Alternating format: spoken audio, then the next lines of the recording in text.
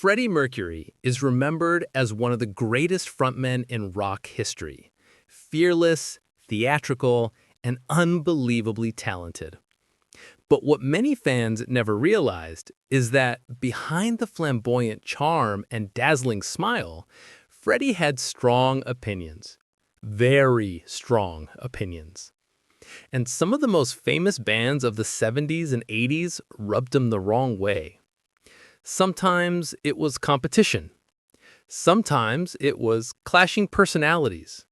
And sometimes it was simply Freddie refusing to accept mediocrity in a world where he believed music should be larger than life.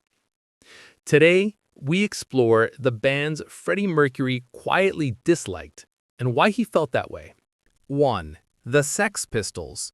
Freddie had little patience for the raw, stripped-down, anti-music attitude of punk.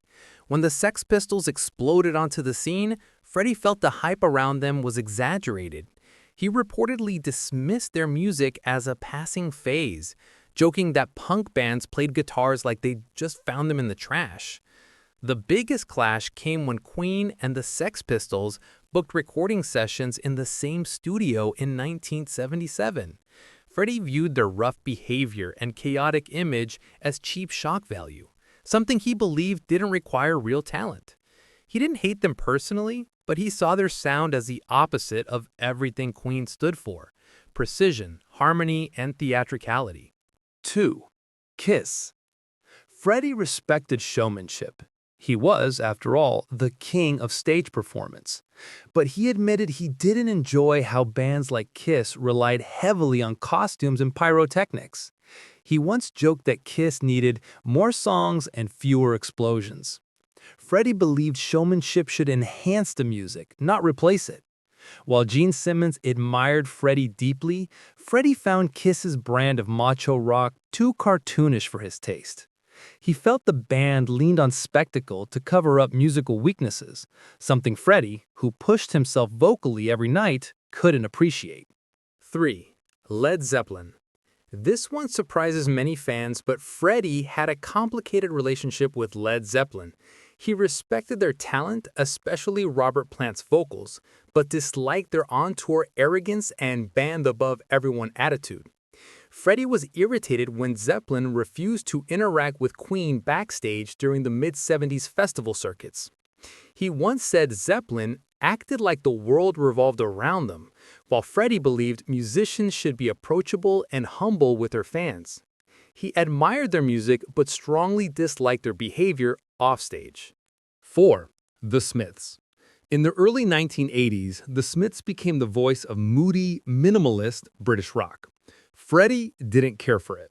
To him, the band's intentionally gloomy vibe felt lifeless, and he famously said he didn't understand why people liked music that sounded miserable on purpose. Queen represented grand emotion, joy, triumph, power. Freddie couldn't understand a band that embraced sadness as its whole identity. He didn't dislike the Smiths personally, but he thought their sound lacked passion and performance value. 5. Dire Straits.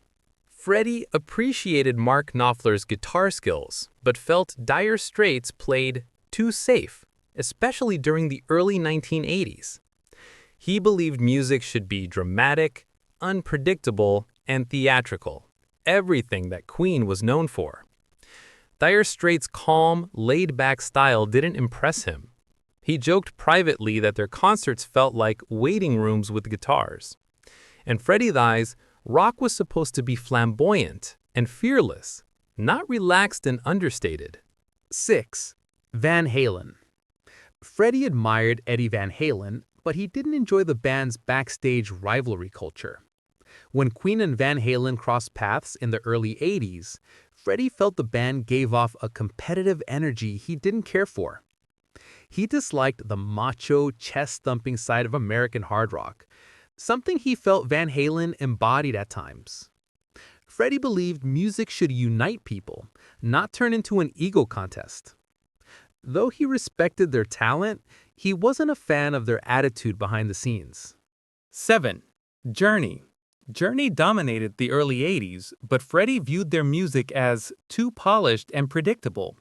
He felt Steve Perry had an incredible voice, but believed the band's songwriting followed the same formula repeatedly. Queen, by contrast, experimented constantly. Freddie disliked the idea of sticking to one safe, radio-friendly style. He once said Journey made perfect music for the charts, but not for the heart. Please don't forget to subscribe and hit the bell icon.